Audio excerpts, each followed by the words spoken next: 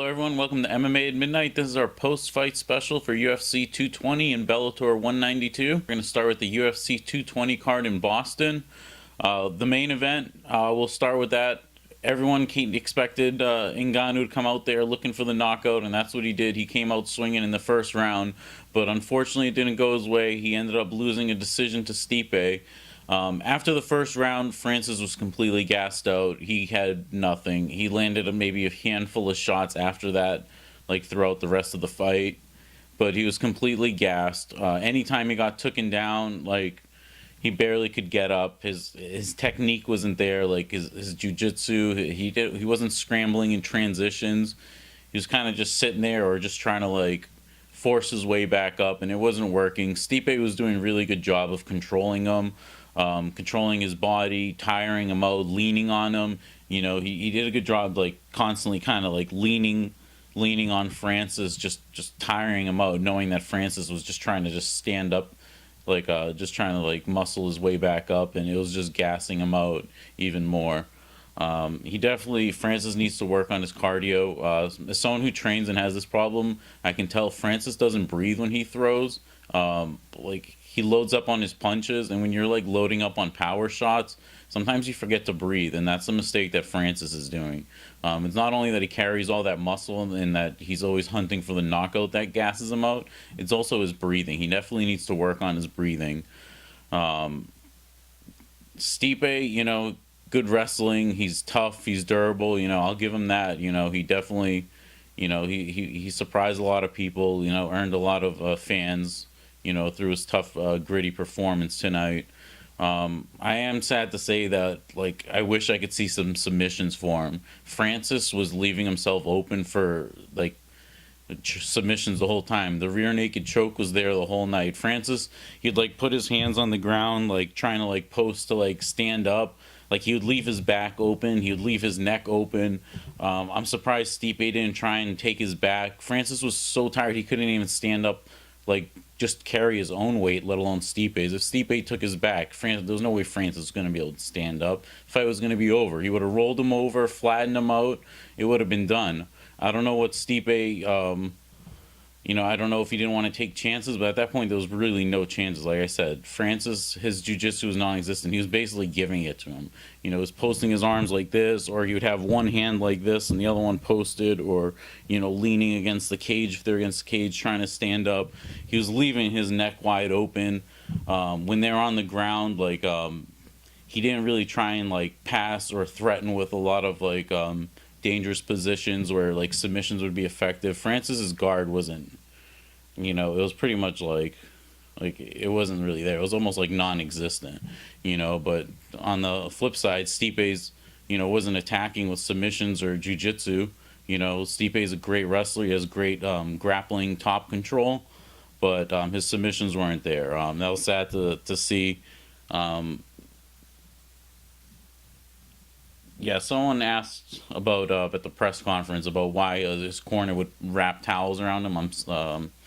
Francis Ngannou, his corner, they wrap towels around him in between rounds. Because usually you want to cool off, especially someone like him. I sweat a lot, like, you know, when like Muay Thai class, like there's always like a puddle of like sweat in front of me. Like I sweat a lot, and Francis is like me. Like he sweats a lot. The last thing you want is to like make your body feel even hotter. Your body's sweating to cool you down. They needed to like put some ice packs on his chest, the back of his neck, like on his back. Or pour some water on him. I don't think the towels are the best idea. Francis said it was a minor detail; it didn't make a difference, but stuff like that definitely does. When you're gassed out, like that will make a huge difference. Last thing you want to do is feel like you can't breathe. You know, you're suffocating with that heat. And your body can't sweat fast enough to cool you down, and you can't hydrate fast enough to keep sweating to cool you down. So that's something he should work on too. Also, his breathing. Maybe have another corner man in the corner that can help him with certain breathing techniques, cooling down, you know, staying loose or motivating him. I see he's got some great striking coaches in his corner, but maybe you know, add a little some, you know, maybe mix it in. Maybe I know he doesn't train at a big gym. He trains at the UFC Performance Institute and has his own trainers. But that's one of the benefits that training at a school, like a big name gym, like you're gonna have like high level instructors in every category from, jujitsu, Muay Thai, boxing, wrestling. You're gonna have a coach for everything. I don't know. I'm not gonna talk like I know. I'm sure he does. I'm not saying he doesn't know. I'm sure he has coaches for all that stuff. But like a structure at a school or like a large camp, that structure might not be there. I don't know. Like I said, I don't want to speak, but when you kind of just doing your own thing with your own trainers, maybe sometimes that structure, certain things fall through the cracks. So that's something he should look into as well. He said he's going to come back better. I believe it. He's still young in the sport, and the heavyweights are getting older. All the heavyweights in the division, so I still see him fighting for the belt one day and being champ if he can fix these problems, and they're all fixable. Let's get to the next fight. We had Daniel Cormier versus Volkan Ozdemir. DC ended up winning by TKO. It was the second round, I believe. Yeah. And Volkan, he came out in the first round just like Francis did. He was hunting for the knockout, but it looked like he gassed. And DC, I want to give a lot of props to DC. He's a great all-around fighter. The way he can take guys down and strike, he landed some good punches on Ozdemir. His control. He's just an all-around good fighter. His grind, his determination, and you could see his mental game was there. Like he was focused. He was having fun all week.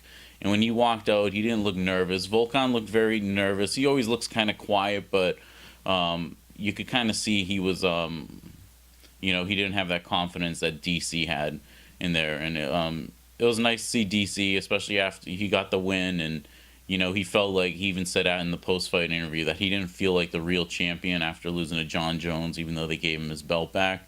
But he felt like this made him the champ again. And that was good to see. He definitely has that fighter spirit in him, and he wants to earn his belt. He doesn't want it like handed to him or anything like that. Also, next fight we'll move on. We had Calvin Kattar. He defeated Shane Burgos by TKO. This was a good fight. Calvin Kattar, he showed a lot of his striking. He was a local guy. He showed his striking was really good. It was a good performance by him overall. Nothing too much to pick out, but he did a solid performance. Also had Rob Font defeated Thomas Almeida by TKO. Rob Font landed a nasty head kick. This was awesome to see. Rob Font, he's a dangerous guy. He's a great striker. And it was good to see. We saw a lot of his hands in his previous fights. It was nice to see him throw his kicks. He has good kicks as well. Training at Sit Yok Tong, his Muay Thai. That was nice to see. Thomas Almeida, he's a really good fighter. He's high level in all areas, but his defense isn't there. He just takes way too much damage. Maybe that's something he will fix, but he gets in a lot of wars. So. He kind of seems content to just throw down, even if it's not the best strategy. So maybe that'll be something we can see some changes in his game. He'll go back to the drawing board, improve on that. So that was nice to see, the local guys winning in Boston. In the prelims, there was Abdul Razak Al Hassan. He KO'd Sabah Homasi. That was a brutal knockout. That was a huge uppercut knockout. He was out cold. That was vicious. I'm sure you guys saw the highlights on social media. That was brutal. Also in the Fight Pass prelims, there was Islam Makhachev. He defeated Gleason Tebow by knockout. Gleason Tebow, he's getting up there in age. He's had a lot of fights in the UFC. And after this loss, Islam did really good. His feint, his striking, the way he set it up. But it just seems like Gleason can't take a shot like he used to. It might be time for him to retire. I don't want to tell him what he should do, but he's been in a lot of battles as well. Maybe it's time for him to hang it up. So, but Islam Makhachev had a great performance. That was a good knockout by him, and he called out. He said he wants top contenders, top 15 next fight. So hopefully he does. And you'll have some bigger fights for him in the future. Okay, let's move on to the Bellator 192. There was a lot of exciting fights. This was a stacked card. In the prelims, there was a spinning back kick to the liver knockout by Joey Davis. He beat Ian Butler. Yeah, that was a great kick. Yeah, it landed right on the body to the liver, and yeah, he just crumpled. Like Ian Butler just crumpled. Like that was nice. You can check that out online. I think yeah, Bellator puts up like their fights so you can see after. So check that one out. Henry Corrales defeated Georgi Karakhanyan by decision. This was a little bit back and forth, but Henry Corrales just seemed to like pull away with it. He just seemed more dominant. Georgi Karakhanyan, he's a good fighter. He had a few moments, but it was nothing like really. Henry Corrales was pretty much dictating the fight the whole time. Georgie just didn't seem to have like that I don't know, that spark or that fire in this fight.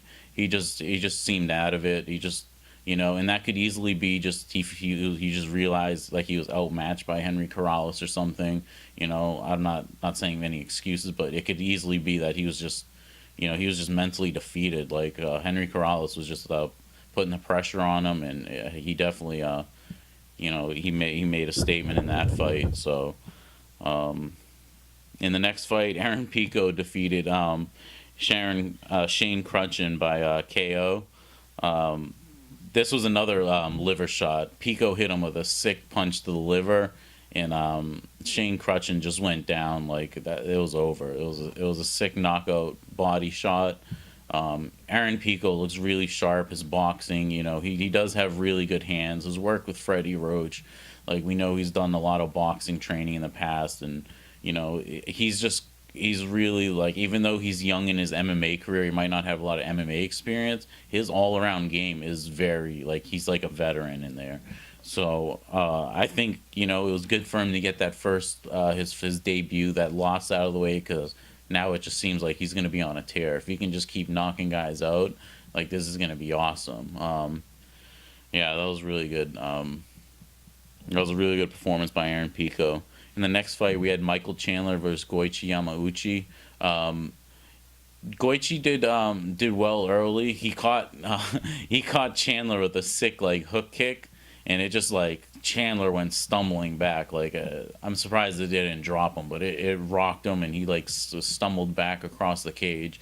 That was a really nice kick by Goichi. His submission game is really well, but Chandler was very comfortable, like being on top, laying the ground and pound. He ended up winning a decision. That was a good performance by Chandler. Like he kind of almost like his top game, like where he kind of like almost neutralizes a lot of submissions. Even though someone like Goichi was always like working for him, and will have the wrist control, and his legs and hips will always be working. Yeah, Chandler almost is like a GSP, where he kind of like his top game kind of like neutralizes you. So that was Chandler put on a really good performance with that. I hope Goichi can still they still give him some top level fights, because I believe he still is like one of the best. So that would be good to see him keep fighting. And Chandler, he said he didn't care if he got the Brent Primus fight, but he should be the champion. We know that Brent Primus fight, if it happened again without the injury, the more than likely Chandler would win. But that fight's gonna happen. Like you said, if Scott Coker wants it, it's gonna happen. I'm sure Scott Coker wants Michael Chandler to be his champion again. In the next fight, we had Rory McDonald versus Douglas Lima for the 170-pound belt, the welterweight championship. This was a great performance by both guys. Douglas Lima, he did a lot of damage. He busted up Rory's nose. He was all bloodied up. His shin, Rory's shin, he had a huge lump on his shin. Like it was gross. He couldn't even walk after the fight, Rory. Like he was limping out. Rory ended up winning a decision. He did a really good job of controlling Lima and dictating where the fight was going. It was a back and forth war, but yeah, it was pretty clear cut when most people would agree that Rory won that fight. It was a good performance by him. I was impressed. Douglas Lima's still like one of the best welterweights in the world. He's still top 5 welterweight in the world in any organization. I'm sure that Douglas Lima will get his crack back at Rory. If it's not an instant rematch, I'm sure like he'll be the one after that. There's a couple guys they probably want to give that title shot to next, but he's right up there in the mix. You know, that 170 division in Bellator is actually really good. So you got Larkin, you know, you got Paul Daly, you got MVP. So yeah, Rory McDonald, Douglas Lima. So it'll be interesting to see what matchups are made next for those guys. In the main event, it was Rampage versus Chael Sonnen. Rampage, you know, he landed some good strikes, but Chael surprised me. His stand up looked good against someone like Rampage's boxing, which I wasn't necessarily expecting. But Chael did come out fired up. He did have a chip on his shoulder, which was you know, I felt like he really wanted to win this fight. You know, he got his takedowns. He ended up winning a decision. It wasn't necessarily like a completely dominating performance, but he did. You know, I believe he did enough to win. That was, you know, Rampage. He just necessarily didn't get anything off. Like, he landed some good strikes, but it wasn't anything like super significant. You know, he landed a slam, which was good. It was a good fight. I was watching the Ngannou Miocic fight at the same time once they started, so it was a little back and forth. But you know, I didn't catch all the details of the Rampage Sonnen fight. You know, I might have missed something, but from what I saw, you know, that was my view of it. It was a good night overall. I had a lot of fun, honestly. Having like the two screens set up, the UFC and the Bellator, like it's a lot of fun. I enjoyed it. You know, stuff like this is great. It was a great night. It wasn't just good; it was great. I had a lot of fun. You know, just because fights necessarily don't turn out the way you expect them, it was still a great night. I had a lot of fun. The Bellator and UFC both put on good shows, and definitely recommend if you watch one and not the other, check out the other. You know, and maybe a lot of people were watching the UFC. Go back and watch the Bellator. The Bellator fights were really good. It was a great card. And yeah, that Rampage Chael was the first round of the Bellator Heavyweight Grand Prix. So with Chael winning, Chael moves on to the next round, and he's gonna face the winner of Frank Mir and Fedor, which is gonna be interesting. And they announced that fight is in April, I believe, in Chicago. So yeah, the Bellator is gonna keep having these heavyweight matches in the heavyweight tournament, and we'll see how the bracket unfolds. That about covers it. Thank you for joining me for the post-fight special for UFC 220 and Bellator 182. We'll be doing another MMA at Midnight episode this week, and any event that there is, we'll be doing a post-fight special or previewing the events. So subscribe to the channel, like the video, and stay tuned for more. Thank you guys. Bye.